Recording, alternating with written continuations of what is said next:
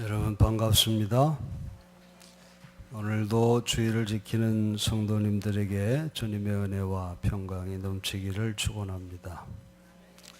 오늘 우리는 감리교 창시자인 웨슬리 목사님 회심 276주년을 기념하는 그런 주일로 예배를 드리고 있습니다.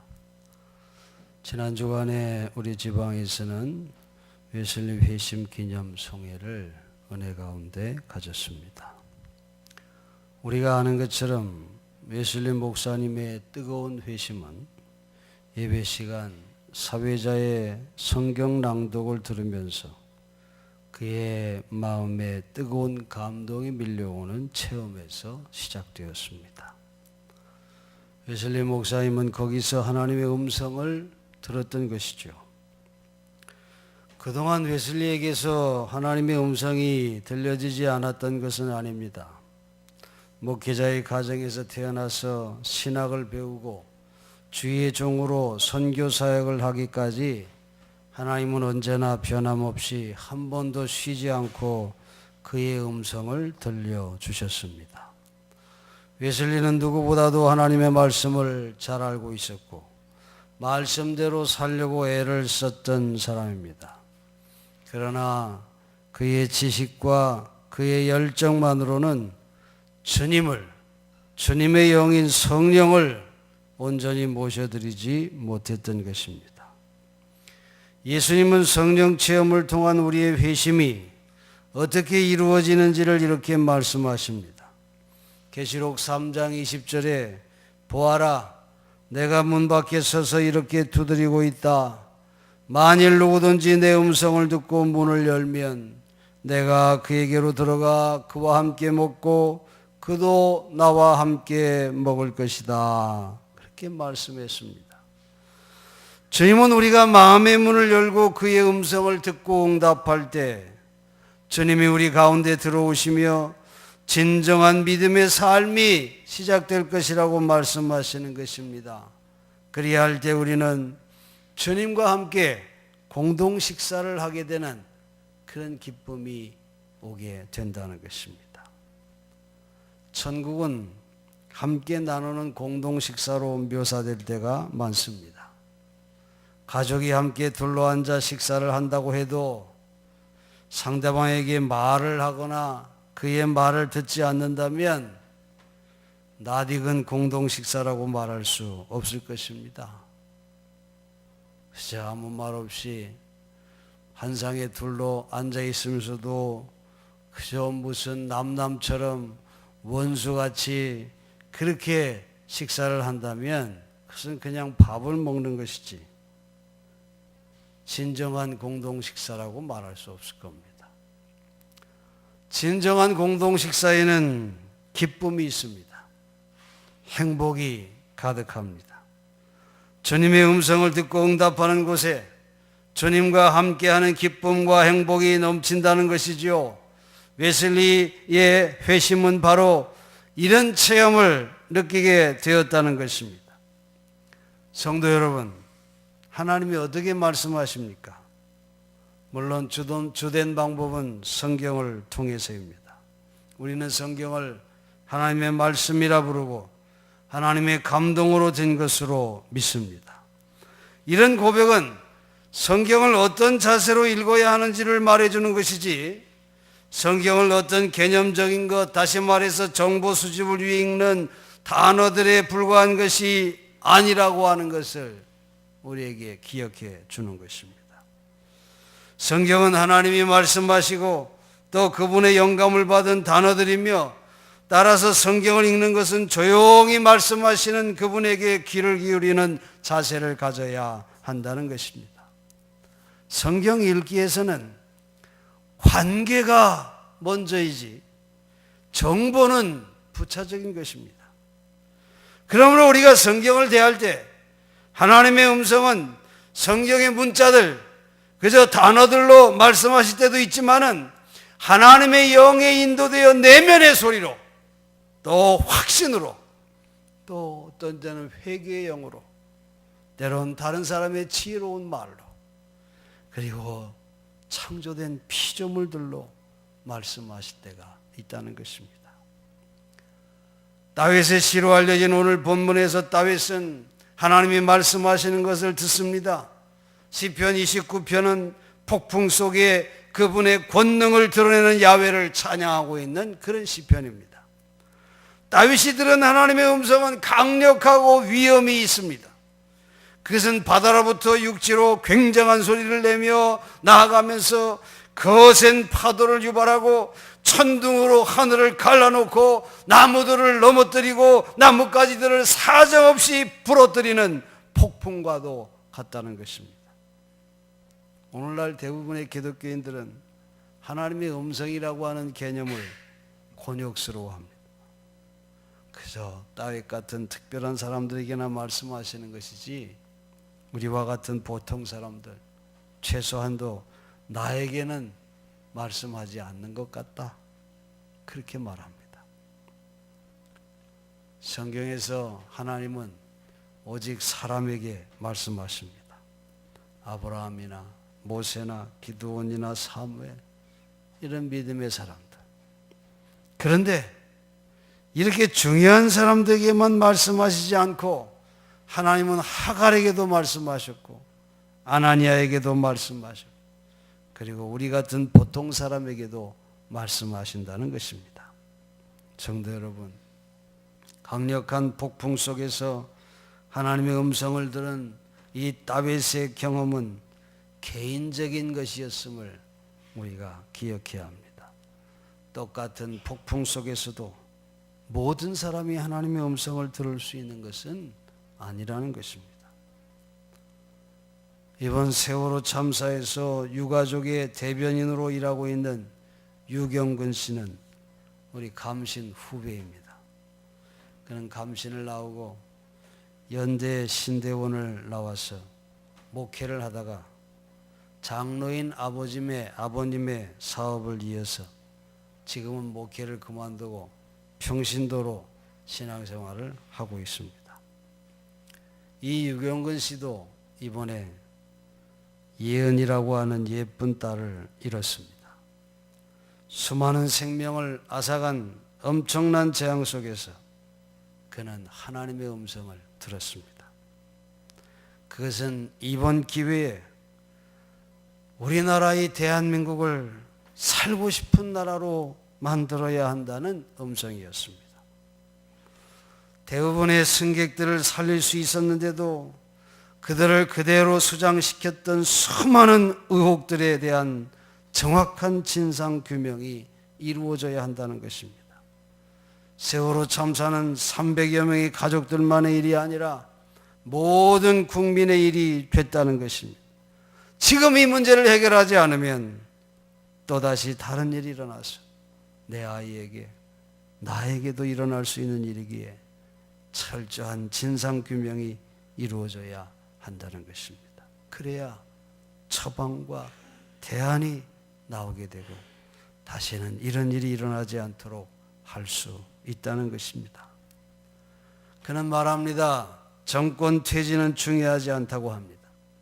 대통령을 끌어내어 문제를 해결할 수 있다면 당장 그렇게 하겠지만 이것은 정권을 지키느냐의 문제가 아니라 대한민국이 침몰하느냐 다시 떠오르느냐의 문제라는 것입니다. 이 일이 제대로 진행되고 마무리되지 않는다면 자기는 물론 유가족 상당수는 이 나라를 떠날 수밖에 없을 것이라고 그렇게 말하고 있습니다. 그는 이 세월호 참사가 세월 속에 묻혀지지 않기를 간절히 바라고 있습니다. 온 국민에게 내가 잊지 않고 있다고 하는 것을 보여달라고, 그리고 이 일에 함께 참여해달라고 그렇게 호소하고 있습니다. 유경근 씨는 이처럼 말로 다 할 수 없는 고통 가운데서 하나님의 음성을 듣고 자기 평생의 과업으로 삼고 최선을 다하겠다고 말하고 있습니다. 같은 고통을 당하고 있는 수많은 유가족들이 있지만 그런 고통 가운데 원망과 좌절하며 파괴로 치닫는 모습이 아니라 하나님의 뜻을 찾는 모습, 참으로 귀한 모습이 아닐 수가 없는 것입니다. 달라스 윌라드는 하나님의 음성을 다른 음성들과 구별할 수 있는 세 가지 기준을 제시합니다. 첫째는 하나님의 음성은 실질적 내용과 무게를 전달한다는 거예요. 그것은 구체적인 영향을 미치고 평화를 가져오고 인간의 정신을 고양시키고 순종을 불러일으킨다는 것입니다. 둘째는 하나님의 음성은 시끄럽고 충동적이고 혹은 극적인 경우가 드물다는 겁니다. 그것은 요란하게 혹은 강압적으로 주장하지는 않지만 고요히 그 자신을 우리에게 납득시킨다는 겁니다. 셋째로 하나님께로부터 오는 말씀은 언제나 하나님의 본성과 성품 그리고 그리스도 안에서 계시되는 그분의 마음과 조화된다는 것입니다. 하나님의 음성은 당신이 무가치하다고 말하고 당신이 거짓말하도록 부추기고 혹은 하나님의 성품에 관해 당신을 그릇 인도하는 일이 결코 없을 것이라는 것입니다. 이처럼 한 음성이 우리를 위로할 때 평화와 고요함과 확신과 예배를 우리에게 가져올 때 그것이 바로 하나님께로부터 오는 것일 가능성이 매우 높다는 것입니다. 왜 그렇습니까? 그것은 우리를 하나님께로 향하게 만들기 때문이라는 것이죠. 이와 정반대로 한 음성이 우리를 쓸쓸하고 혼란스럽고 무질서하고 걱정스러운 상태로 내버려 둔다면 그것은 하나님께로부터 오는 가능성이 전혀 없는 것입니다. 왜 그럴까요? 그것은 오히려 하나님으로부터 우리를 멀리 밀어내기 때문인 것입니다. 사랑하는 성도 여러분, 우리의 삶 속에서 늘 말씀하시는 하나님의 음성을 듣는 자들이 되시기를 간절히 축원합니다. 그러기 위해서 우리가 꼭 기억해야 할 것이 있습니다. 하나님께 귀 기울임은 꾸준한 연습이 필요하다는 것입니다. 아무런 연습도 없이 어느 날 갑자기 피아노 앞에서 베토벤 곡을 연주할 수 없습니다. 먼저 음계를 차근차근 배우고 피아노를 위한 작은 왈츠인 젓가락 행진곡을 연주해야 하는 것입니다. 우리는 어느 날 자다가 벌떡 일어나서 아무런 준비도 없이 마라톤을 뛰기로 결정할 수 없는 것입니다. 맨 처음에는 단거리를 달리다 또 걷다가 또 다시 달리는 그런 훈련을 반복하고 그런 다음 서서히 거리를 늘려나가 그렇게 훈련할 때 마라톤을 완주할 수 있는 것이죠. 하나님의 음성에 귀 기울이는 것도 이처럼 비슷한 맥락에서 우리가 이해할 수 있다는 것입니다. 영의 양식인 성경을 날마다 읽고 지혜 안에서 살아가기를 힘쓰고 공동체를 신뢰하고 서로 사랑하며 하나님을 찬양하는 예배의 삶을 살아가는 것들은 하나님의 음성에 귀 기울이기를 배우는 중요한 연습 과정들임을 우리가 기억해야 합니다. 웨슬리 목사님의 회심의 체험도 어느 날 갑자기 온 것이 아닙니다. 그는 끊임없는 경건의 훈련과 말씀의 순종, 하나님에 대한 뜨거운 열정과 때로는 침묵과 고독 가운데 일기를 쓰고 신앙 서적들을 탐독하고 신앙의 선배 멘토들에게서 배우면서 때로는 시행착오도 겪는 그런 아픔과 고뇌들 속에서 하나님의 음성을 분별하는 지혜를 얻을 수 있었던 겁니다. 그리고 여러분, 기도 생활이 얼마나 중요한지 모릅니다.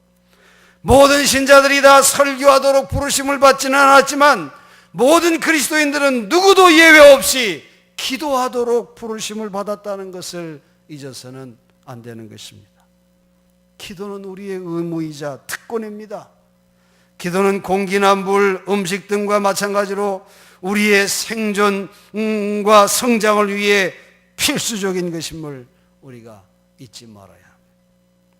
그럼에도 많은 신자들은 기도를 선택적 활동이라고 생각하고 있다는 것입니다. 피난처라는 책으로 독자들의 사랑을 받은 작가 코리 텐 붐은 때때로 신자들에게 이런 질문을 던집니다. 기도는 당신의 스페어 타이어입니까? 아니면 당신의 핸들입니까? 여러분 마음 깊은 곳에서 이 질문에 대해 대답해 보시기 바랍니다. 기도는 여러분에게 있어서 무엇입니까? 오늘 우리에게 중요한 부르심은 바로 기도하라는 부르심임을 기억해야 합니다. 주님은 제자들을 지상에 남겨두고 떠나면서 나는 너희에게 말할 훨씬 더 많은 것이 있다, 이렇게 말씀하시면서 그 말을 성령의 일로 남겨두셨습니다. 그러면서 성령을 받기 위해 기도하며 기다릴 것을 분부하셨습니다. 웨슬리 목사님의 성령 체험, 참으로 놀라운 변화를 영국 사회에 가져왔고 그 나라를 살렸습니다. 그리고 감리교를 탄생시켰습니다. 회심후 그의 삶은 지칠 줄 모르는 복음 사역에 놀라운 열매를 거두었던 것입니다. 사랑하는 성도 여러분, 웨슬리 목사님에게 들려지는 하나님의 음성이 우리 모두에게도 들려지기를 간절히 원합니다. 오늘 다윗에게 들려진 하나님의 음성도 여러분에게 들려지기를 간절히 원합니다. 그래서 여러분의 마음이 뜨거운 감동으로 충만하게 돼서 하나님을 알고 하나님을 신뢰하고 또 하나님을 더 친밀히 사랑할 수 있게 되기를 간절히 원합니다. 여러분 모두가 성령 안에 하나님의 사람들이 되어서 선을 행하고 사랑의 열매를 맺으며 날마다 거룩한 하나님의 백성으로 살아가는 그런 삶이 우리 모두의 삶이 되기를 주의 이름으로 간절히 축원합니다. 기도하겠습니다.